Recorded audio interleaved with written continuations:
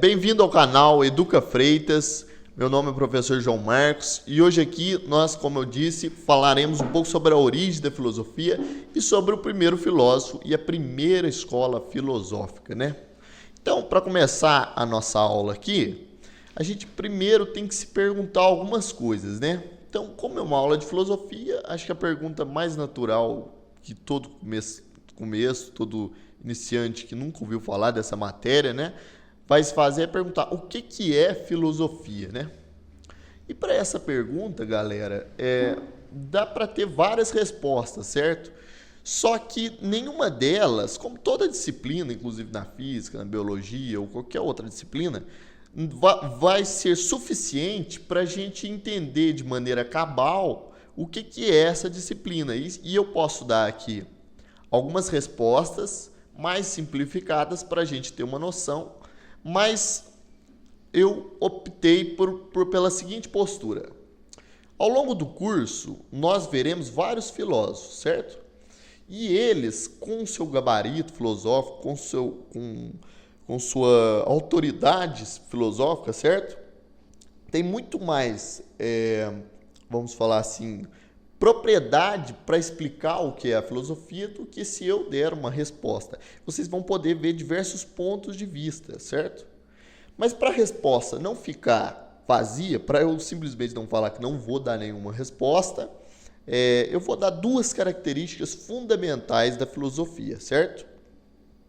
Então, quando você pensa em filosofia, você tem que pensar que cada pensador, cada filósofo que falou sobre esse tema, que se dedicou à filosofia, ele teve que trabalhar com dois conceitos básicos, certo?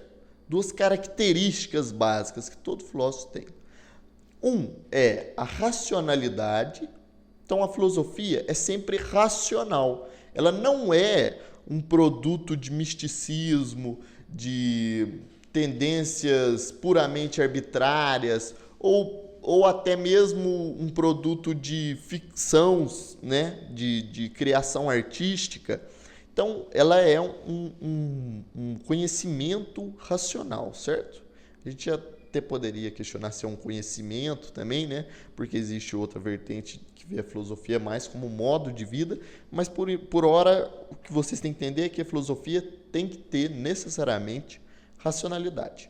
Outra coisa que tem que ter também é liberdade, outra palavra importante. A filosofia é uma disciplina livre. Então, cada filósofo ele tem uma certa liberdade no seu agir filosófico para investigar os temas que são mais do seu interesse, para criar um método que seja mais, que ele julgue mais apropriado, certo? Então a filosofia ela dá uma certa liberdade. Uma pessoa que não é sincera, que não é livre no seu agir filosófico, ela não pode ser filósofa, certo? Ninguém pode fazer filosofia mediante, como é que fala?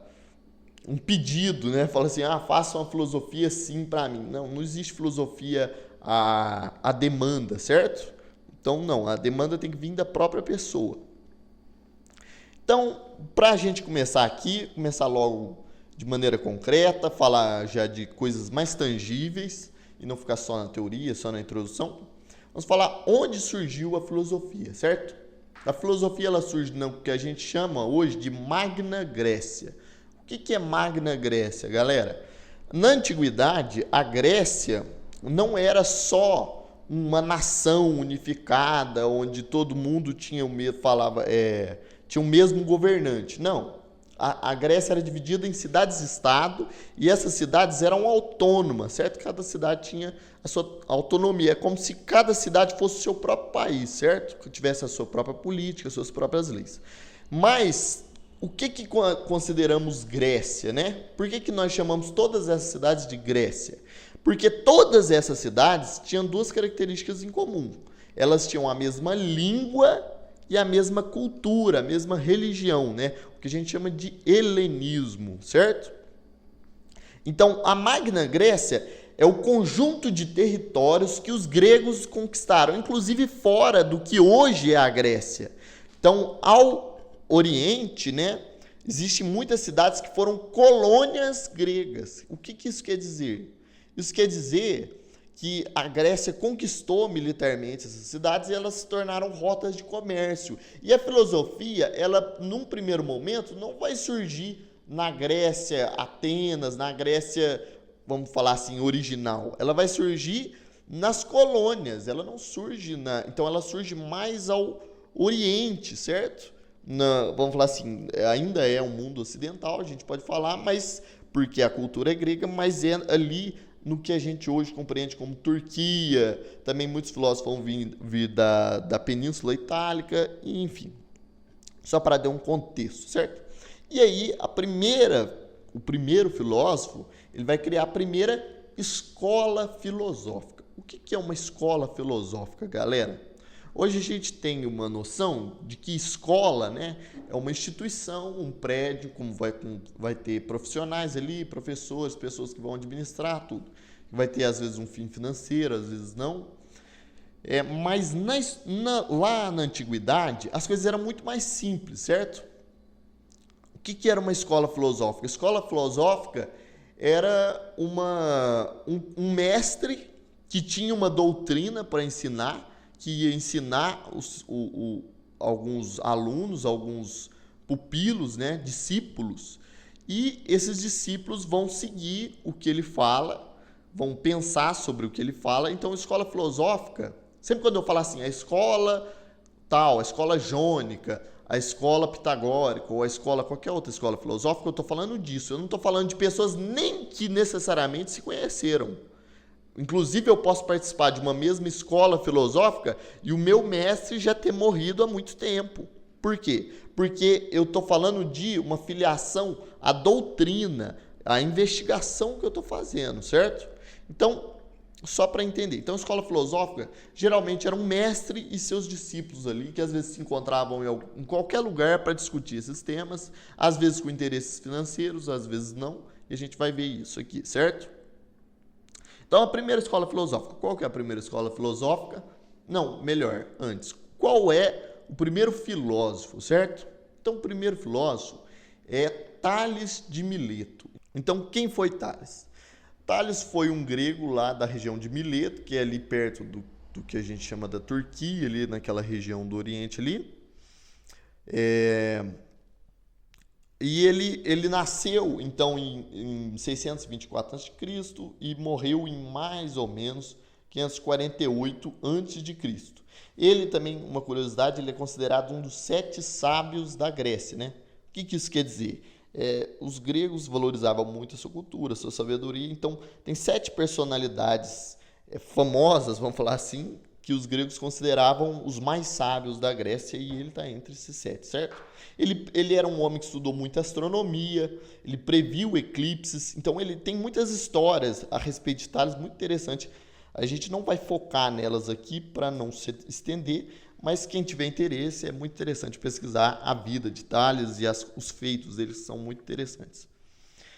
Então, quais são as afirmações filosóficas? A filosofia de Tales. A filosofia de Tales, ela está preocupada em quê?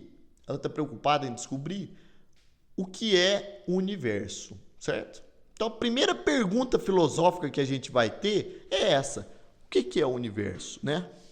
E a primeira coisa que os gregos vão se interessar é pela uma palavrinha que a gente chama de arché, em grego, certo? Quer dizer o que, arché? Arché é princípio. Princípio em que sentido? Princípio em sentido de início, o começo de algo, certo? Então, quando eles perguntam qual é a arché do cosmos, qual é o princípio do universo, você está querendo saber qual é essa origem do universo, né? Porque a gente vê todas as coisas aqui, mas qual que é a origem do universo? E também quer saber o que é a matéria fundamental do universo. O que fundamentalmente é o universo, ou seja, do que ele é feito. Beleza? Porque se a gente parar para pensar, galera, o universo ele se transforma. As coisas você vê, ele é feito de quê? De um monte de coisa. Ele é feito de árvores, de terra, de pedra, de vento, Mas você fala assim, mas todas as coisas estão em constante transformação. E muitas vezes a gente vê uma coisa se transformar em outra. Mas se tudo se transforma assim, mas o que fica? Qual que é a matéria fundamental? Se eu falasse assim, se eu fosse fazer uma receita para fazer o universo, qual que seria a matéria-prima, certo? É isso que eles querem saber. Então, a arqué é tanto essa matéria-prima quanto essa origem. É a matéria-prima que dá origem às coisas. Então, o Tales vai falar assim, qual que é a arqué do universo? Então, esse conceito é fundamental para toda a filosofia pré-socrática, certo? A arqué do universo é a água, certo? Então, o que ele quer dizer? Ele está falando que a água é o princípio que faz todas as coisas. Todas as coisas são feitas de água. Por quê? A água, gente, ela tem várias formas. Você concorda? Então, a água, ela pode ser tanto um sólido, quanto um gasoso, quanto um líquido, certo? Então, tudo que existe é, teoricamente, principalmente para aqueles homens daquele mundo lá, né? Eles não tinham conceito, por exemplo, de plasma, que hoje a gente tem na física, mas ou é sólido, ou é líquido, ou é gasoso. A água, ela pode adquirir essas três formas. Então, tudo que existe, a água pode fazer. E as coisas também... a água, ela tem certas propriedades interessantes. O Tales, ele é de uma região desértica, certo? Então ele olhava para a vida e falava assim, tudo que tem vida precisa de água. E tudo que morre, o cadáver é seco, né? Tem também uma ideia interessante que é dessa cosmovisão antiga, certo? Então, cuidado, gente, com aqui o anacronismo, certo? A gente está pensando como um cara de 500 anos antes de Cristo, certo? Não existia ciência moderna, não existia muita coisa, não existia eletricidade, não existia internet. Então, outra coisa que ele falava é os astros se nutrem de água. Olha que interessante esse conceito. Por quê? Porque o vapor da Terra vai para o céu, certo? Então, teoricamente, o que tem no céu? Não existe esse conceito de universo gigante, infinito. A gente vê a abóbada celeste, com um monte de pontinhos brilhantes ali. Então, os astros, teoricamente, como o vapor vai para o céu, eles se nutrem da água também. Então, tudo é feito de água. Aí, a primeira pergunta que vocês têm que fazer tudo bem, professor, esse é o conceito de Tales, né? Ele fala que o arquê, o princípio das coisas, a origem das coisas é feita de água, o universo é feito de água. Mas para que eu vou estudar isso, né? Hoje eu sei, hoje a gente tem ciência moderna, a gente sabe que as coisas não são feitas de água, né? E ele falando umas coisas estranhas, né? O universo é feito de água, qual que é a origem do universo? Essa pergunta é interessante, mas para que eu tenho que estudar isso? Então, galerinha, lá no século XIX vai surgir um cara chamado Friedrich Nietzsche, que ele vai falar que essa afirmação é importante por 3 motivos. Eu só lembro de um. Mas um desses motivos, o porquê que ela é importante, certo?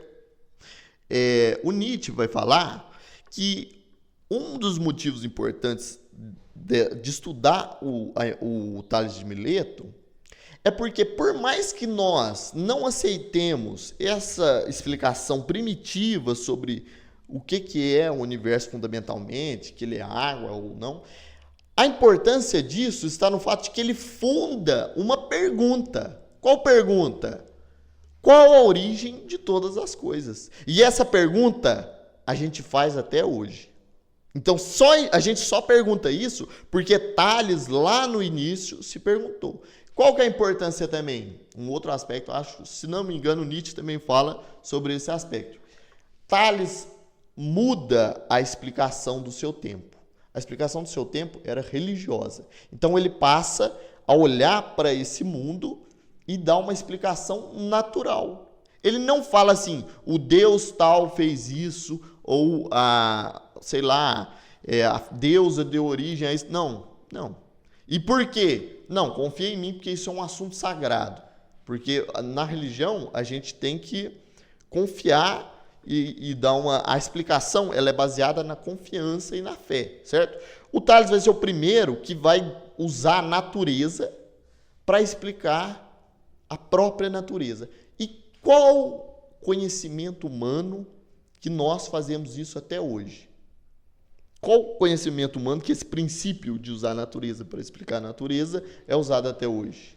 Que a gente chama de ciência moderna. Então, a ciência só existe porque um grego chamado Tales, de repente, começou a querer usar a natureza para explicar a natureza. Quando você fala água, você não precisa respeitar a água, você não precisa idolatrar a água. A água, você está falando de algo real, natural, certo? Outro aqui, mas então, entendeu? Então, essa explicação é uma explicação rudimentar, simples para achar a origem do universo, mas ela é a primeira explicação que começa com a pergunta por quê, né? Por quê? O que é, né? E essa é a importância dessa explicação. Agora, os outros dois filósofos dessa escola filosófica, certo? Para a gente terminar aqui.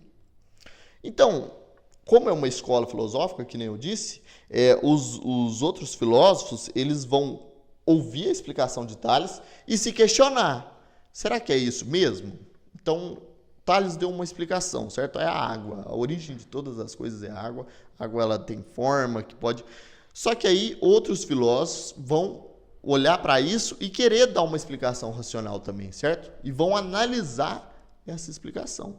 Então, Anaximandro é o segundo filósofo aqui da escola jônica, que a gente chama, certo? Que é essa escola grega, a primeira escola filosófica.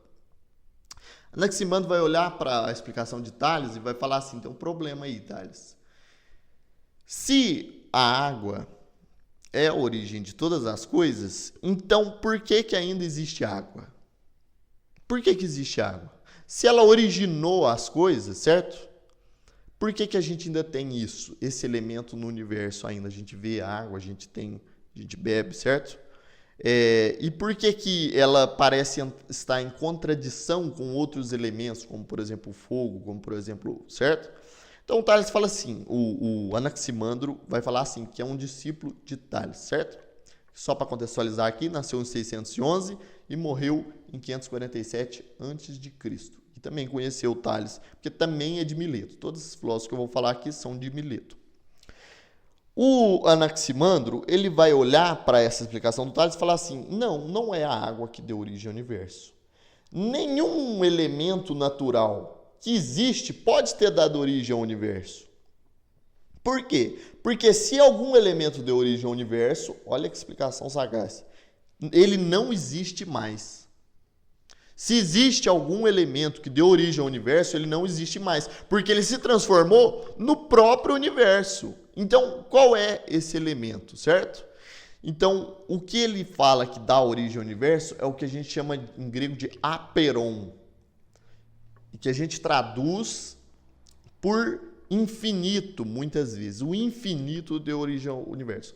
Só que existe um problema com essa palavra. Não é o infinito no sentido da extensão.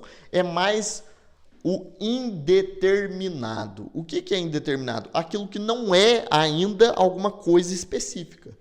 Então, o aperon, ele é infinito e indeterminado. Ele é uma matéria que pode ser qualquer coisa, certo? Então, quando ele dá origem às coisas, ele se determina. Se ele se determina, ele se torna as coisas e assim as coisas vão se transformando, vão criando a ordem cósmica até elas voltarem a ser esse elemento primordial que a gente chama de aperon, indeterminado, certo? Então, essa é a questão. Existe uma pergunta aqui se ele era um dinamista ou um mecanicista, certo? A pergunta, e ela vai ser respondida mais ou menos como ele vai ser, o que é um mecanicista e o que... Não, esquece essa parte do dinamismo, mecanicista. Tá. Então, o Anaximandro, ele vai tentar dar origem, ele dá essa explicação, e aí as coisas vão se organizar ali, e vão voltar uma hora também, porque tudo está em movimento, em geração e criação, e uma hora as coisas vão voltar a essa matéria original. E aí recomeça o ciclo, certo? Então, qual que é a explicação da origem? Ele fala assim, o movimento, ele não busca dar uma causa para o movimento. Então, ele fala assim, o movimento sempre existiu. Então, as coisas sempre se originam e sempre se destroem. E e assim vai num ciclo. E esse é o porquê. Ele não só dá a resposta o que é o arquê, como ele responde por que é esse arquê e não outro. Certo? E a resposta aqui, veja que essa resposta de Anaximandro, há 500 anos antes de Cristo, certo? Ela já é uma resposta muito inteligente, certo? Que hoje em dia a gente ainda pode considerá-la talvez até mais palpável do que a resposta de Tales, certo? E a gente pode até fazer paralelos com essa resposta, como, por exemplo, a teoria do Big Bang, certo? O que é o início de tudo? O que é a matéria, aquele ponto singular, né? Será que a gente pode falar em propriedades daquele ponto, né? Então, o Anaximandro vai de encontro com essas questões que hoje são da mais alta importância. E, por fim, para terminar, o último filósofo jônico aqui, que também conheceu Anaximandro, que também conheceu Tales, que aqui a gente não tem as datas de morte e de nascimento dele, mas a gente fala que ele floresceu, quer dizer, começou a aparecer como filósofo, esse é um termo que a gente vai usar bastante, em meados mais ou menos de 525 a.C., certo? Ele conheceu outros filósofos também. Então ele vai falar que qual é o princípio? Ele fala assim, tudo bem, Anaximandro, essa resposta sua é interessante, só que se eu te pedir para você me colocar aqui na minha mão um pouco de aperon, de indeterminado, de infinito, você vai conseguir fazer isso? Não, né? Então, o Anaxímenes fala assim, essa resposta é um pouco vaga, né? Se a gente quer dar uma resposta para o que é o universo, a gente precisa de algo mais tangível. Então, ele volta a pegar um dos elementos naturais. Ele fala que o elemento é o ar. E por quê? Porque o ar, ele forma as coisas por meio de dois movimentos. Olha que interessante. Então, ele não só fala o que é esse arqué, esse princípio do universo, como fala os meios em que o universo se organiza, certo? Por meio de condensação e por meio de rarefação. Então, o que é isso, né, galera? Condensação é a gente ajuntar alguma coisa, certo? Então, quando a água se condensa, o vapor, ela vira líquida, certo? Então, o ar, ele fala, o ar que é esse elemento que não é, que nem, deixando bem claro aqui, o H2O é água, o oxigênio nosso, né? O oxigênio, o elemento químico, não. O ar aqui é esse vento que a gente recebe, essa coisa que a gente não sabe bem do que ela é feita, certo? Então, o ar, para ele, ele forma todas as coisas por meio da condensação e por meio da rarefação, certo? E por que ele diz o ar e não outro elemento? Porque para ele o ar é o elemento mais intangível, mais invisível, mais, vamos falar assim, entre aspas, né, abstrato, que serve como um princípio racional, mas ao mesmo tempo é uma coisa da natureza, certo? E que vai dar uma resposta tangível, certo? Então ele é o primeiro a fazer uma coisa diferente que os outros dois não fizeram. Ele fala os meios pelos quais o ar, esse elemento primordial, dá origem às outras coisas. Os outros dois só falavam assim, a origem das coisas é isso ou aquilo, certo? O Anaxímenes não. Anaxímenes fala, a origem das coisas é isso, o ar. Mas elas se transformam por meio destes movimentos, a condensação e a rarefação. E para terminar, um exemplo interessante que Anaxímenes, que a gente pode usar para entender a filosofia de Anaxímenes, é usar o hálito, certo? Então, ele falava que a condensação cria as coisas frias, né? E a rarefação esquenta, né? E essa é uma observação que tem paralelo com a física moderna. Se a gente entender hoje o que é o calor, nós vamos perceber que o calor é movimento de partículas. E quanto mais calor, mais essas partículas estão dissuadidas, né? E quanto mais frio, mais agrupadas. E aí, é lógico que Anaxímenes não tinha essa explicação e não explicou por meio de partículas. Ele estava falando do ar como um princípio filosófico. Mas se a gente usar o exemplo, pegue sua mão, põe na sua frente, certo? E aí abre a boca. Não esquece o exemplo. corta o exemplo. Essa explicação do Anaxímenes vai dar uma tangibilidade à explicação filosófica. Então, para terminar, é preciso, então, o que caracteriza essa primeira escola filosófica? Ela é uma escola filosófica que busca a origem de todas as coisas, certo? A arquê. Ela vai dar um elemento natural para essa origem e ela vai explicar as coisas por meios naturais, certo? Então, ela vai usar a natureza para explicar a própria natureza, certo? Conceito interessante também da gente ver aqui é o conceito de dinamismo e mecanicismo, certo? O que é uma doutrina dinâmica ou mecânica, certo? O mecanicismo é a ideia de que em um princípio, que é causa de outro, já existe aquele outro neste princípio. Vou dar um exemplo. A luz. Você põe um prisma na frente de um feixe de luz.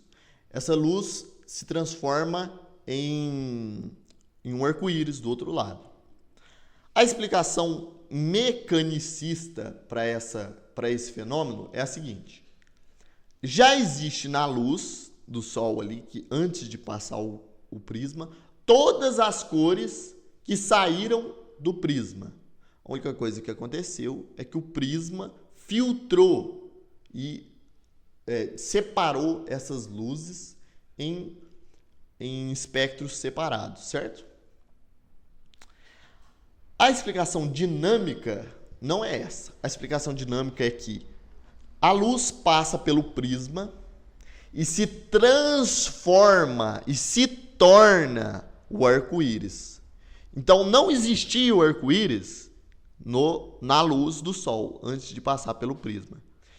A luz do Sol precisa passar pelo prisma para se transformar em arco-íris. Então, as explicações desses filósofos aqui, elas são dinâmicas ou mecânicas, certo?